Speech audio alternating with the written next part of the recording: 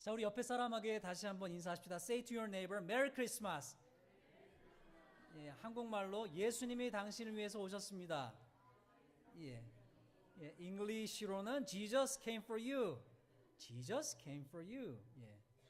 On behalf of my church, our church, I want to once again welcome every one of you here today in the name of Jesus Christ. Today is such a joyful day, and that I actually sent an invitation to a friend who visited our church about 3 years ago. And guess what? I'm so happy because he made it. Let me introduce my friend. Come on up, buddy. Hello, everyone. It's great to see you again. My name is Thomas. Do you remember me? Yes, Thomas. Of course we do. Our church family couldn't ever forget about you because I'm pretty sure no one here has forgotten you on that memorable moment we shared together. Ta-da! 2022, the Easter Sunday. You over there, right? But they just focus on the amazing man. His name is Reverend Taewan Rowe. He was our youth director at the time. And actually, I invited him as well. So he is coming after our service. I invited him to have a lunch together. But don't expect him. He doesn't look like this. Now he became a father of two. Okay, let's go back to point. All right, Thomas, today I want to talk with you about the story Baby Jesus' birth. Do you have a little time to chat with me? Of course I do. Great. So Thomas, how do you remember the story of Jesus' birth? And let me ask one more question. What do you think about the people of Bethlehem? Well, on such a joyful day like this, I didn't really want to talk about those horrible people. But since you ask, I'll tell you how I remember it. Here's the version I have in my mind. Okay. Show me? Okay. 목사님? Your time? 목사님 비디오?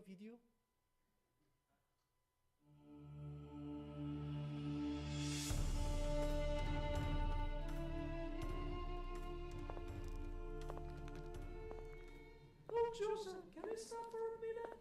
I'm exhausted. I can't take another step. Mary, we've got to keep moving. If we're late, all the inns in Bethlehem will be sold out. Even the people who left after us are ahead now. We're way behind. What? You didn't make a reservation? Seriously, Joseph? Don't tell me you forgot our confirmation number. Mary, do you realize what year this is? It's not 2025. There's no Expedia, no Priceline, no Booking.com, no cell phones either. We don't even have Wi-Fi or regular mail. Reservations don't exist. Get real. Maybe I'm losing my mind. This baby's making me hungry, thirsty, a little crazy. Hold on, Mary. Just take some deep breaths.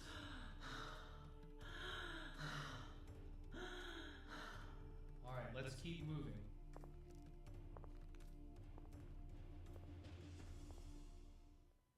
Joseph, the baby's coming soon. Please find us a place to stay. Okay. All right, let's go.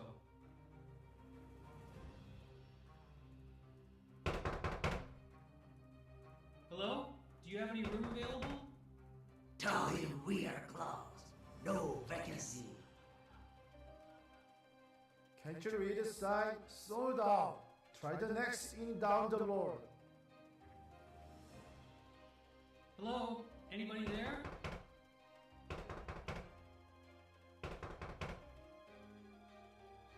Turn off the light. Pretend we are not home. Come on, everyone is asleep. Don't answer.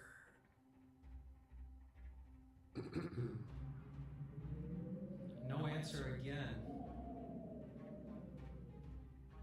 Joseph, no one's answering. No, they've even turned off the lights. Let's try another place. But Joseph, isn't this your hometown? What I don't know. They used to be so kind. What's happened to them?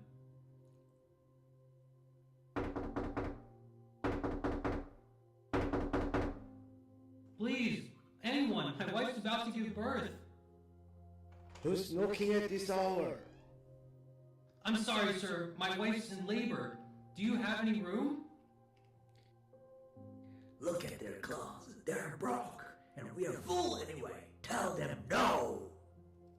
Nope, no room here. Wait, aren't you David? Don't you remember me? From childhood. We used to play together here. Don't you dare. That's Joseph from Nazareth. You know, that little nobody village. Total failure. Pretend you don't know him. Don't know him. Do I know you? I think you're mistaken. No room. None at all. Oh, my mistake. But please, isn't there any space at all? My wife's about to have a baby. Not my problem. That's your situation. Oh, Joseph, it's happening! What do we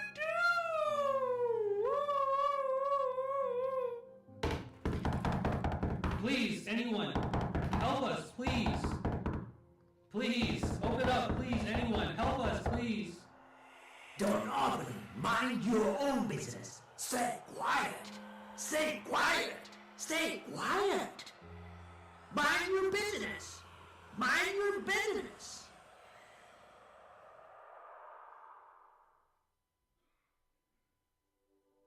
They are pleading for help. Have mercy and answer them. Oh, okay. Whose day is too late? Sir, please, my wife's in labor. Do you have any rooms at all? Sorry, we are full. No space left. But she's about to give birth. Please, please.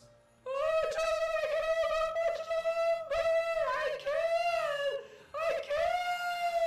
Honey! Sir, if you don't have a room, is there any other space we can stay? Oh boy, you should have gotten here earlier. The only thing left is the old stable out back. You can use it if you must.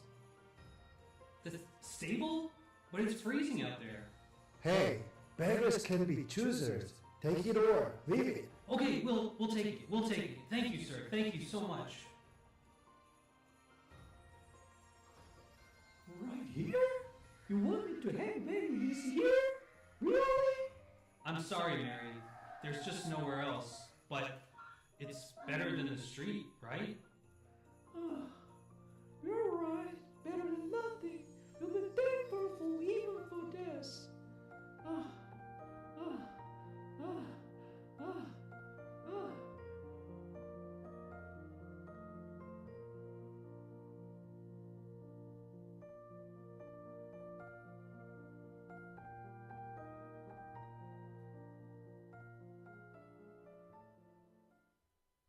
Okay, Thomas. Thank you for sharing with us. In my memory, the story of Jesus' birth goes like this. That sounds a lot like how I remember it too. When I was a kid, the Bible cartoons and children picture Bible show pretty much the same scenes you just described. Maybe slightly softened versions, but still similar. Listening to your version though, those people seem really cold and heartless. Exactly. The people of Bethlehem, especially the innkeeper, was so cold, inhumane. And think about it, Bethlehem was Joseph's hometown. Those innkeepers were probably locals. Maybe even his relatives or friends. How could they be so unkind? Even if there wasn't room in any ring, there had to be some of Joseph's families around. I guess the people of Bethlehem were downright cold-blooded. So Thomas, based on your version of the story, what do you think the message of the Christmas is at least? Probably something like, at least give baby Jesus a barn.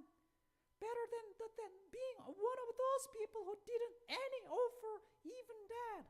Huh? Yeah, you're true. Thomas, you know, as Christmas approached, I recently read a book by a pastor and another book by a New Testament scholar. I love to share with you a few things I learned from them through our conversation. You have time to talk a little more? Of course. All right, Thomas, here's my questions. Do you think that there were inns in Bethlehem 2,000 years ago? I mean, not like the modern Marriott Hotel or Holiday Inn, but at least some kind of place along the road where travelers could pay to spend a night. What do you mean? Even the Korean Bible says in Luke chapter 2 verse 7 that Mary placed her firstborn son in a manger because there was no room for them in the 여관, 여인숙. And in the Bible, English Bible too, KZ21, ASB, ESV, RSV version, they all said because there was no room for them in the inn. You're right, Thomas, but Kenneth E. Bailey, a scholar who spent over 40 years living in the teachings of the New Testament in places like Egypt, Lebanon, Jerusalem, and Cyprus, explained it differently. He pointed out that the phrase translated in Korean as 여관 or 여인숙 and English and in the inn, INN, is the original Greek text katalimati. The root word is katalima. And Bailey argued that it refer a commercial inn at all. What? So you are saying there weren't any commercial inns in Bethlehem? Maybe not.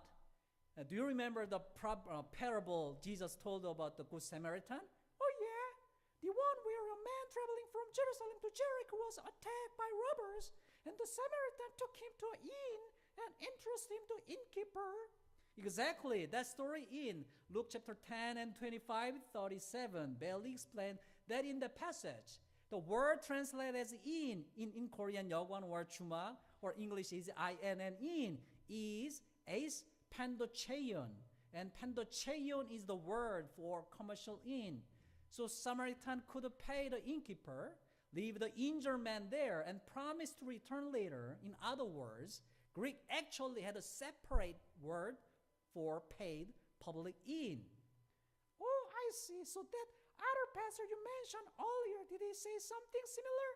Good memory, Thomas. Yes, Pastor Adam Hamilton mentioned the same point in his book, Faithful. He said, first, as we've learned, Joseph probably was from Bethlehem, so why would he need to stay at an inn? Second, Bethlehem was a small village in the first century, and so it's unlikely there was an inn. By the way, conversely, Jerusalem was nearby, would have provided public lodging. Then what kind of place was the kataluma that the Bible translated in? Good questions. Both Pastor Adam Hamilton and Professor Bailey say it was a guest room. Do you remember the place where Jesus, the Last Supper with his disciple? Yeah, the upper room. Exactly. Bailey pointed out that the same Greek word kataluma is used there too in Korean. We might compare it to a 사랑방. 여러분 사랑방 기억나시죠? All the traditional home or guest room prepared to host visitors. Wait. So when the Mary who was heavily pregnant and Joseph went to Bethlehem, Joseph's own hometown, you are saying there probably wasn't an actual inn? That's right. That's the point. Then they must have gone around the relatives or friends' house in town, but all the guest rooms were full, right? So because all the guest rooms were taken, they end up having baby in barn? Well, Adam Hamilton sees it little differently. He puts it in this way. People didn't have barns as we think of them. They did. However, frequently build their homes atop naturally occurring caves.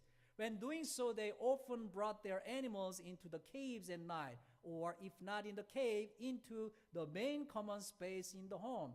What? So you are saying there was anything like American style called detached barns we imagine? Then where did she give birth? Adam Hamilton explained this for his American readers in another book called Not a Silent Night. In other words, think of the place where Mary gave birth as a first century parking garage. A family garage? Like this one. You mean like a place only the family Jesus goes in and out of? That's right. Adam Hamilton calls it family parking garage. He says Mary and Joseph were given that kind of the space, and he explained its meaning like this.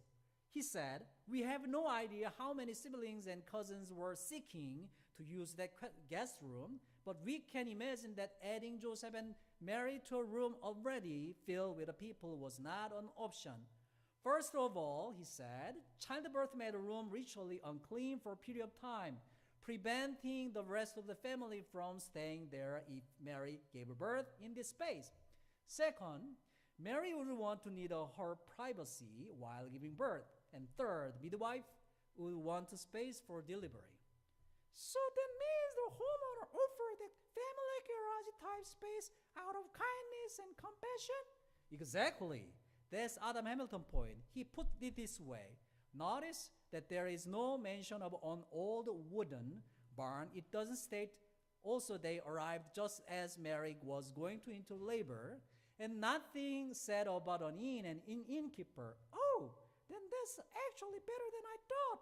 So the true lesson of Christmas isn't let's at least offer Jesus' cold barn outside, but rather let's offer warm family space inside a place that shows care and respect for Mary's privacy, right? That's right. If Adam Hamilton is correct, interpretation is correct, then we probably misunderstood the people of Bethlehem. Yeah, look like we've been putting some really unfair labels on them all this time.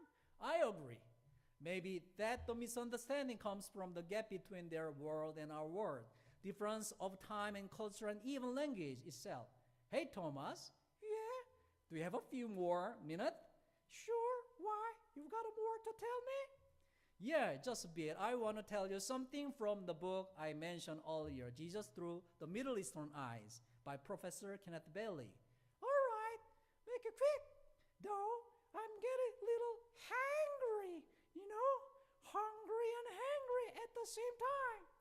Fair enough. So, Thomas, how many rooms do you think the average home in Bethlehem had at the time of Jesus' birth?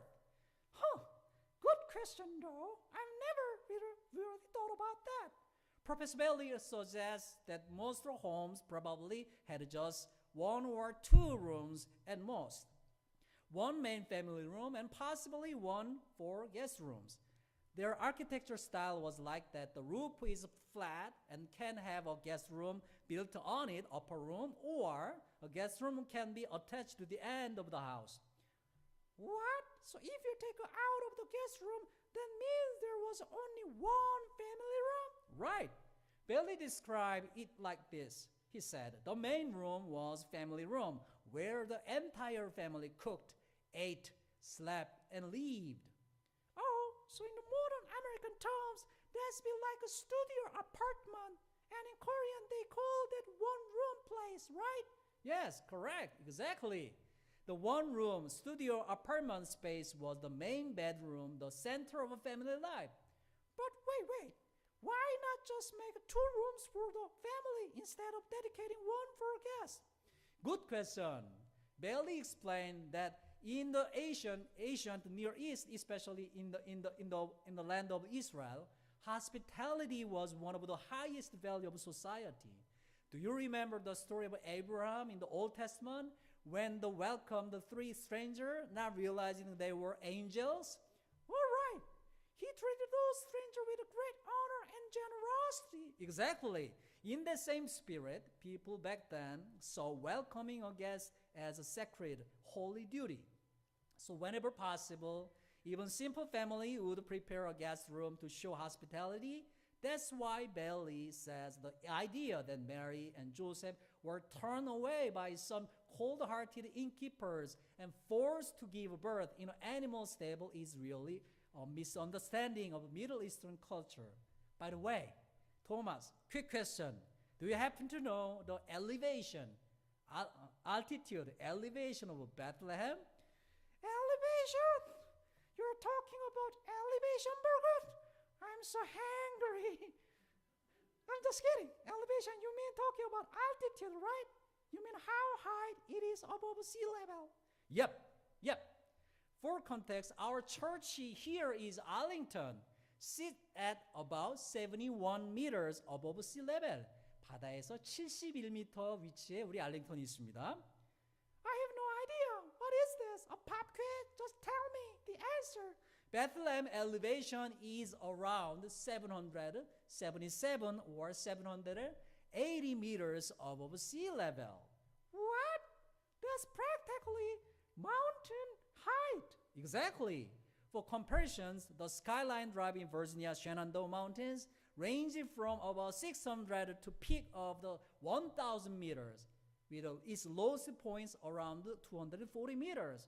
Wow, so Bethlehem's basically a hill town. 산동네, 달동네. Lots of slope and ridge, huh? That's right. And Bailey included a diagram in his books showing how homes were built on that kind of uneven terrain. 보이시죠? Take a look. Take a look at this diagram. See how the ground slope is to one side and the house, 넘겨주세요, 집사님, 목사님, built in a way that keeps the floor as level as possible.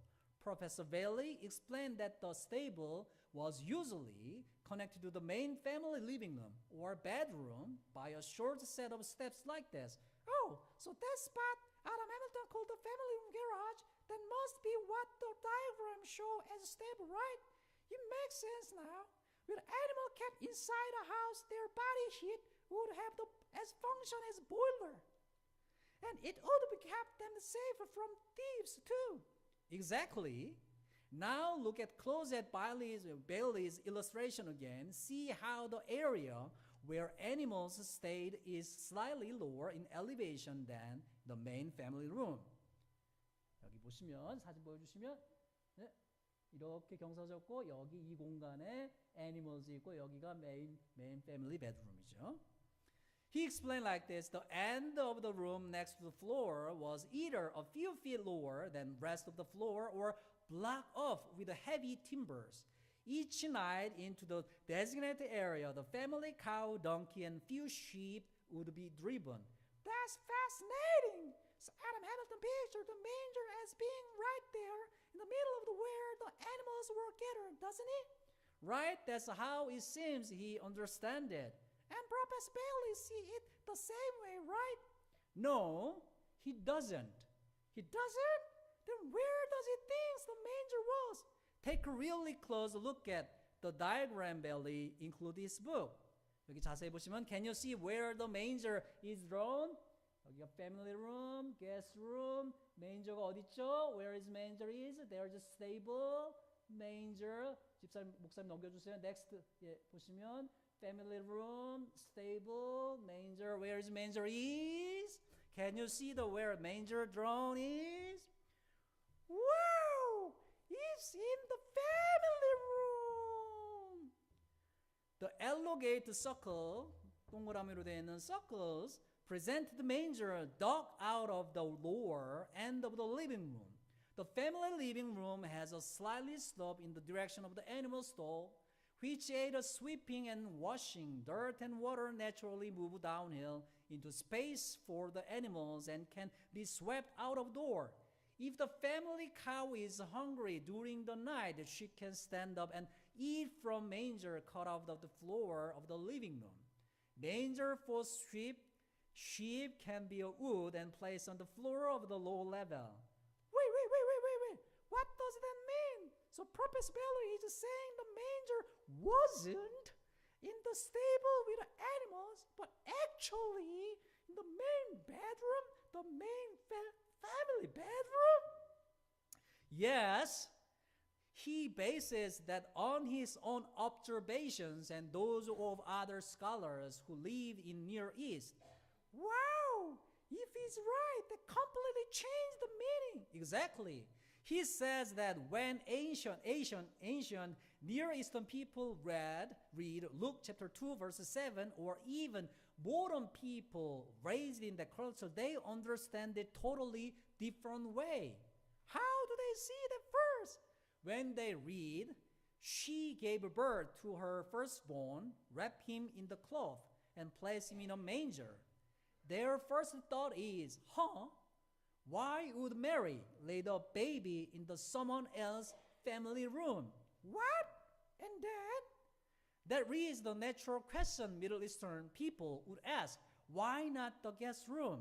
And the answer is right there, because there was no room for them in the guest room. In other words, the guest room was full. Wow, that's a totally different message. Bailey summarized it one powerful sentence. The host family graciously accepted Mary and Joseph into the family room of their house. Wow, if Prophet Bailey is right, that's an incredible message.